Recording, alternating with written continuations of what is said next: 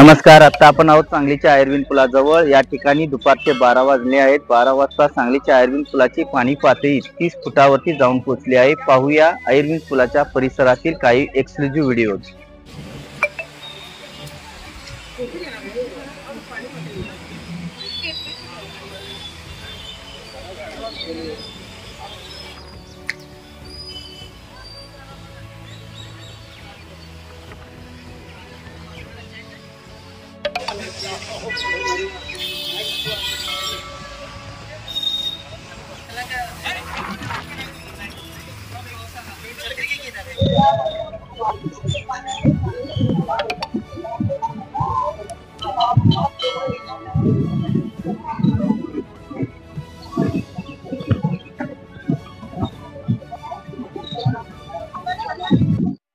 यूट्यूबवर सर्च करा तिसरा डोळा।